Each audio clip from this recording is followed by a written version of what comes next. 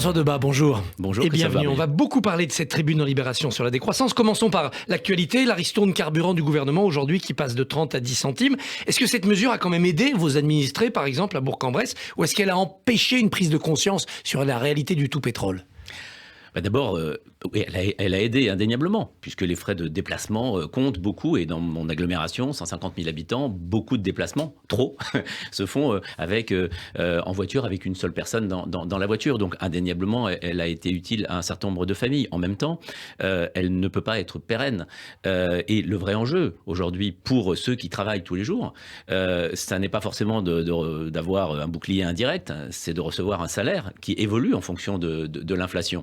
Et c'est bien finalement ce à quoi le gouvernement doit travailler. Or, il s'y refuse quand même, il appelle certaines entreprises, celles qu'ils peuvent, à travailler sur les salaires. Aujourd'hui, la question des salaires doit revenir sur le devant de la scène.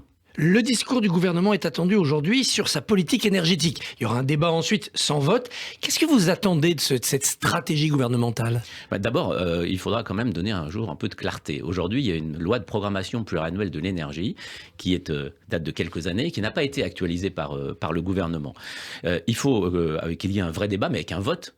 Pas maintenant juste un débat sans vote, sur quelles sont les orientations des politiques énergétiques suivies par le gouvernement. Nous sommes le seul pays d'Europe qui n'avait pas tenu ses engagements en matière de production d'énergie renouvelable. On engage, le président de la République l'a décidé, sans qu'il y ait eu de vote préalable, le retour à une filière nucléaire. On a même ajouté, on a même indiqué où seraient de futurs EPR, à supposer d'ailleurs qu'on arrive à sortir le premier quand même, avant tout vote. L'enjeu aujourd'hui, c'est de dire quel est l'objectif. Et pour l'objectif, c'est d'abord économiser l'énergie pour au moins un tiers. C'est ensuite miser sur les énergies renouvelables. Et puis, c'est avoir une vision à 2050 de la part du nucléaire. Mais un débat sans vote, je ne vois pas à quoi ça sert. Il faut aujourd'hui que le Parlement se saisisse d'une nouvelle loi de programmation pluriannuelle de l'énergie et que le gouvernement nous dise quelle est la stratégie pour la France. Alors, il y aura dès la semaine prochaine un débat avec vote, cette fois-ci, sur les énergies renouvelables. Le texte est passé au Sénat. Vous qui êtes maire, vous êtes pour garder un droit de veto sur l'implantation d'éoliennes sur votre territoire ? Non, moi je suis pour que les règles... Vous savez, en France, on a aujourd'hui une sorte de phobie de l'éolien qui contribue à ce que nous soyons en retard sur les énergies renouvelables. Donc il faut rassurer la population. Moi, je considère que les projets, il y en a sur mon territoire, des projets éoliens peuvent se développer lorsque les conditions d'acceptabilité sont remplies. Et qui impliquent en réalité que le dialogue avec les maires ait été productif. Je ne vois pas l'intérêt de poser un droit de veto parce que le maire de la commune concernée pourra lui éventuellement être d'accord et ce sont les communes avoisinantes qui seront impactées. L'enjeu aujourd'hui, c'est de trouver un accord avec les communes concernées pour l'implantation de parcs éoliens dont nous avons besoin. Parce que nous, dans les années à venir, nous aurons besoin de l'éolien. Il ne remplacera jamais la production d'électricité nucléaire à lui seul, mais nous en aurons besoin. Et moi, je suis favorable à ce qu'on intensifie les conditions de dialogue entre les élus et les porteurs de projets, mais sans instituer un veto qui, dans ce cas-là, devrait être étendu également aux maires des autres communes, ce qui bloquerait tout projet, ce qui n'aurait aucun sens. Alors, dans votre tribune, vous proposez une rénovation énergétique des logements payée par l'État. Oui. L'État avance l'argent et le jour où le logement est vendu par son propriétaire, où il y a une succession, l'État récupère sa mise. Vous pensez que la population peut accepter ça ? Oui, je pense qu'aujourd'hui, il faut savoir ce qu'on veut. On crée des déficits majeurs aujourd'hui. Le gouvernement continue, par exemple, il supprime le principal impôt économique local payé par les entreprises. C'est 10 milliards d'euros, la contribution à la valeur ajoutée. 10 milliards d'euros qui vont créer du déficit. Moi, je pense que ces 10 milliards d'euros seraient mieux investis dans des rénovations massives qui permettent de baisser, c'est environ 20 000 euros par logement, qui permettent de baisser de 50% la consommation énergétique. Et comme les ménages, 80% des ménages aujourd'hui, qu'ils soient locataires ou propriétaires, ne peuvent pas payer cela. Et en particulier, tous ceux qui sont locataires, ils dépendent de leurs propriétaires.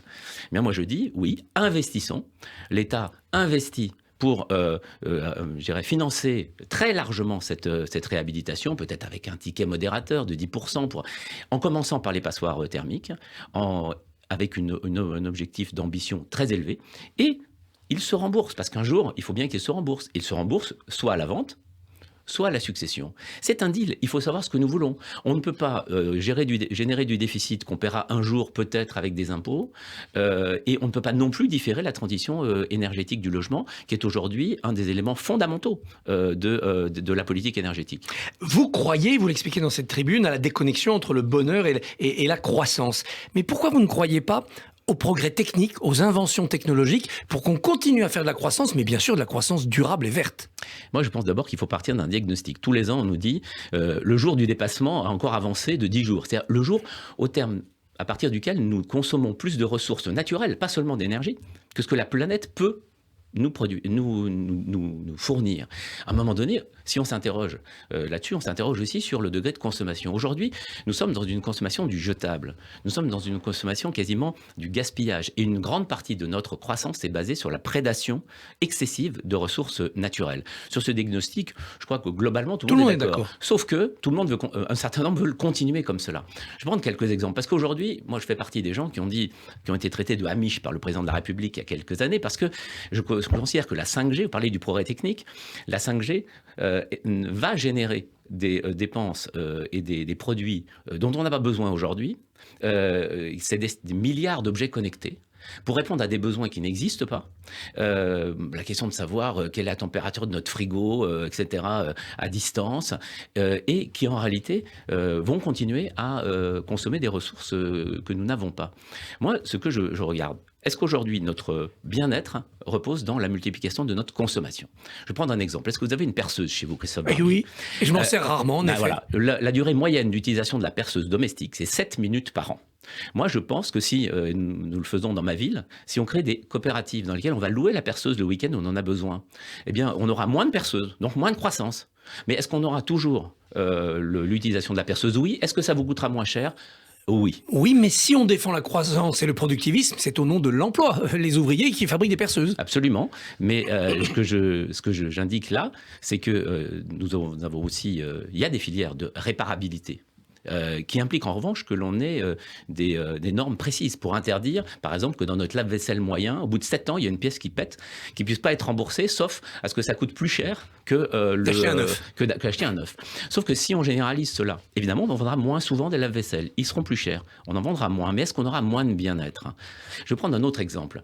Dans ma ville, il y a la plus grosse entreprise, c'est une entreprise de construction de camions. Aujourd'hui, ils produisent des camions et ils ont commencé à régénérer des camions. Ils réutilisent l'essentiel des pièces, donc l'apport nouveau de pièces est très faible. Il y a toujours de la main-d'œuvre et le camion, à la fin, il est vendu, me dirais, un tiers de moins que le camion neuf. Donc, en lui-même, il génère moins de croissance. Tout le monde y génère moins. Ben oui. Et donc, ce que je veux dire, c'est qu'il faut arrêter de se poser la question en termes de taux de croissance, il faut se poser la question en termes d'utilité sociale de ce que nous produisons. On peut aujourd'hui produire moins, partager mieux, et vivre mieux. Parce que le vrai sujet aujourd'hui, c'est quand même celui du partage de la croissance. On vit avec l'idée qu'on nous a mise dans la tête, il faut de la croissance, sinon il y a des richesses pour personne. Mais aujourd'hui, l'essentiel de la nouvelle croissance, elle est captée, aspirée par les 1% les très riches et par les 10% les plus riches. Le ruissellement, il est dans les têtes. Et aujourd'hui, si effectivement les catégories moyennes et populaires avaient la possibilité de dépenser moins souvent, et donc au total moins, eh bien oui, elles y gagneraient en pouvoir d'achat tout en consommant moins. L'enjeu aujourd'hui, c'est de voir quel est ce modèle. Et oui, je le dis, je pense que nous devons non pas aller vers une société dite de décroissance, mais nous devons remettre en cause le dogme selon lequel le présupposé premier de l'économie, c'est de la croissance et ensuite on regarde. Aujourd'hui, il faut accepter que les évolutions qui sont devant nous, si on veut les faire, peuvent générer moins de croissance sans que ça se traduise par le retour à la bougie et à la société Amish. Qu'avait dénoncé Macron. Est-ce que ça peut marcher, votre système, dans un seul pays? Est-ce qu'on n'a pas une obligation de révolution mondiale pour passer à ce système-là? Je ne crois pas à la social-écologie dans un seul pays, c'est pour ça que je ne suis pas à LFI. Je pense qu'en revanche, le cadre de ces politiques est européen. Il y a beaucoup d'exemples qui montrent que sur ces sujets-là, l'enjeu européen suffit. Les Allemands, le productivisme, ils y tiennent. Hein. Oui, mais je pense que globalement, finalement, il faut arrêter l'hypocrisie. Soit aujourd'hui, on considère que ce que nous disons à la COP27, c'est du blabla, et que de toute façon, le réchauffement climatique, la prédation des ressources, la biodiversité va continuer à se dégrader. Et dans ce cas-là, effectivement, on peut continuer comme aujourd'hui.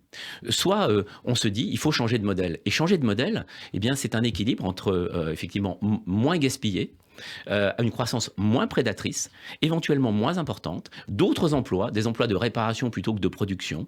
Finalement, et moi je le dis vraiment, on peut à la fois consommer ou produire moins, partager plus et vivre mieux. Vous ferez une motion au congrès du PS pour porter cette idée? Non, j'ai choisi de mettre ça dans le débat public, je le prône à l'intérieur du parti socialiste, parce que je pense que nos outils, les outils du partage, les outils de la norme, les outils de l'investissement public, ce sont les nôtres. Ce sont les outils de la social-démocratie qui permettront de faire ces transitions.